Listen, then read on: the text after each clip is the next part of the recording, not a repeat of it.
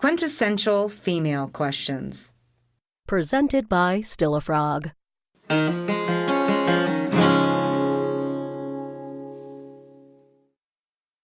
Notification of the email came in at the very moment she was closing her laptop to leave for work. But she was early, which was not usually the case, and the emails were usually short, so she clicked into the site, opened the message, began to read, and found herself immediately engaged. The message had a formal quality about it, and yet it also seemed to flow easily, effortlessly, as if it came from someone she knew well, rather than from a complete stranger. It was an odd combination of reserved but very warm, and irreverently hilarious. She'd written in her profile that her ideal mate would be honest to a fault. He would like to show affection, and he would always be able to see the humor in life. It had not, however, occurred to her that someone might actually question even one of those things, let alone all three. But he had, and the way he'd done it just cracked her up. I read the list of character traits that you hope to find in a man, he wrote. It seemed to me that it might be internally contradictory, and I was hoping you might be willing to clarify. So, when you ask one of those quintessentially female questions, something like, does this dress make me look fat? Or, don't you just love that place or those people? Or, do you ever fantasize about someone else when you're with me? Should a man show affection? Big hug, no words. Should he see the humor by laughing until he cries without answering? Or should he be honest to a fault? Yes, dear, that dress makes you look fat. Enormously fat now that you mention it. And no, since you asked, the truth is that I despise that place and or those people. And yes, I frequently fantasize about other women when I'm with you, sometimes one of your closest friends. He followed that with, I'm just kidding, in capital letters, and then, your profile was hugely entertaining. I loved it. His note was definitely worth responding to, so she rapidly fired off a very brief reply. I'm so glad that I managed to entertain you as I was trying to get out of here on time. I feel almost honored. P.S. I only have seconds this morning in which to answer, but you must know that your message made my morning, and I promise that I will write more later. She thought for an instant, then typed, kiss, and left. She had a conference that afternoon with one of her students and his parents. Really, he was her favorite, even though she wasn't supposed to have one. A typical genius misfit. Brilliant, obviously. Thick glasses, physically uncoordinated, no social skills, but a good-hearted kid with a quirky sense of humor. So, unlike most of these meetings, she was actually looking forward to this one. But they weren't due to start for 20 minutes, which meant she had about 10 before they got there, so she logged in to see if the guy had replied. And he had.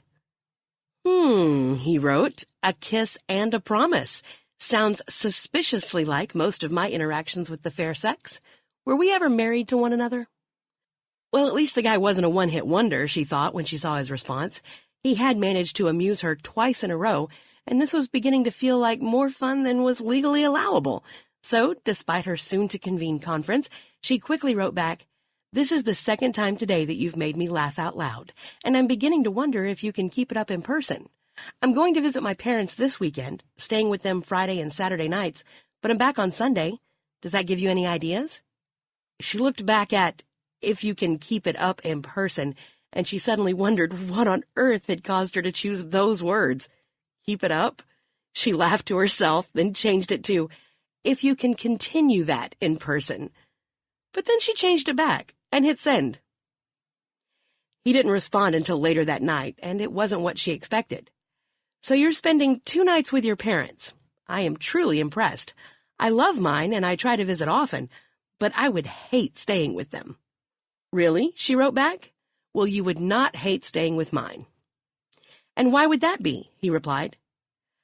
Because a bathroom connects the 2 bedrooms in which my sister and I slept while we were growing up, and my parents on the other side of the house, so you could sneak into my room. And what, may I ask, would your mother think if she knew that you were writing this to me? Oh, the fact that I'm middle-aged and divorced with nearly grown children of my own wouldn't make any difference at all. A man to whom I'm not married, sharing a bed with me in her house, she'd be mortified, or at least she'd feel the need to pretend to be. That's what makes talking about this so much fun. I never did it when I was in high school or college. His reply was almost immediate. In answer to your question about whether I have ideas, yes, I have several. First one is that at 48 years old, you're no longer middle age, unless average life expectancy is now 96. Her first thought was, what?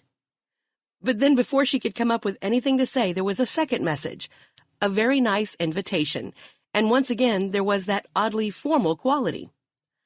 I know that it's short notice, and I hope you will accept my apology for that. But if you don't already have other plans, and you aren't too uncomfortable with the idea of meeting so soon, I'd love to do it.